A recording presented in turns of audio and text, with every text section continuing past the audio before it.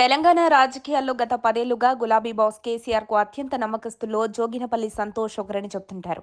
ఇప్పుడు తెలంగాణలో కాంగ్రెస్ అధికారంలో కొనసాగుతుండగా బీఆర్ఎస్ ప్రతిపక్షానికి పరిమితమైంది.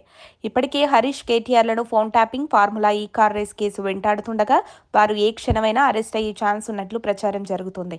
ఇలాంటి పరిస్థితుల్లో బీఆర్ఎస్ మాజీ రాజ్యసభ సభ్యులు సంతోష్ రావు ప్రస్తుతం గులాబీ పార్టీకి అంటి ముట్టనట్టుగా వ్యవహరిస్తున్నట్టు తెలుస్తోంది. పార్టీ అధికారంలో ఉన్నప్పుడు నాటి సీఎం కేసీఆర్కు సన్నిహితంగా ఉంటూ అన్నీ తానే కేసీఆర్ బాగోగులు చూసుకునేవారనే విషయం తెలిసిందే. అంతేకాకుండా గ్రీన్ ఛాలెంజ్ పేరిట మొక్కలు నాటే కార్యక్రమంతో ఆయన ప్రత్యేకంగా పేరు సంపాదించుకున్నారు. ఇదిలా ఉండగా ప్రస్తుతం బారాస అధికారం లేకపోవడంతో ఆయన పార్టీకి క్రియాశీలక రాజకీయాలకు దూరంగా ఉన్నట్టు తెలుస్తోంది.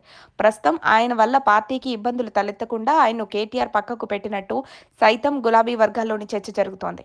తాజాగా ఆయనపై ఈడీకి ఫిర్యాదు అందడంతో మరోసారి ఆయన పేరు వెలుగులోకి వచ్చింది.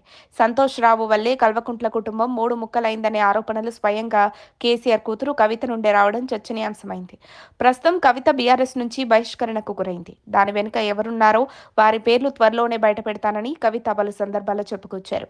ఇక బీఆర్ఎస్ పార్టీ అధికారంలో ఉన్నప్పుడు మాజీ ఎంపీ సంతోష్ అడ్డగోలుగా అక్రమాస్తులు సంపాదించారని సైతం ఆయనపై ఆరోపణలున్నాయి.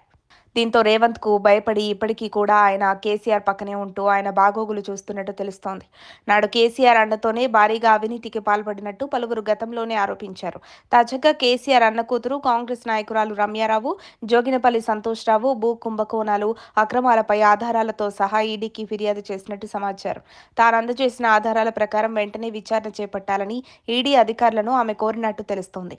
భూదందా నుంచి వచ్చిన డబ్బును లిక్కర్ స్కామ్లో పెట్టారని సైతం ఆమె ఆరోపించారు. ఈ నేపథ్యంలోనే ఇప్పటికే ఏసీబీ, సీబీఐకి ఫిర్యాదు చేశామని, తాజాగా ఈడీకి కూడా ఫిర్యాదు చేసినట్టు రమ్యారావు సంతోష్ని కోలుకోలేని దెబ్బ కొట్టింది. అయితే రమ్యారావు ఫిర్యాదుతో ఈడీ ఏ క్షణంలోనైనా సంతోష్ రావు ఆస్తులపై విచారణ జరిపే అవకాశం ఉందని రాజకీయ వర్గాల్లో చర్చ జరుగుతోంది. ఈ విషయం తెలిసే ఈడీ భయం పట్టుకున్న సంతోష్ రావు బయటకు రావడం లేదని పొలిటికల్ వర్గాల్లో చర్చ జరుగుతోంది. మరిన్ని అప్డేట్స్ కోసం మా కాయ్ టీవీని సబ్స్క్రైబ్ చేసుకోండి. మా వీడియో కనుక మీకు నచ్చినట్లయితే లైక్ చేయండి, షేర్ చేయండి. మీ విలువైన అభిప్రాయాలను కామెంట్ బాక్స్లో తెలియజేయండి.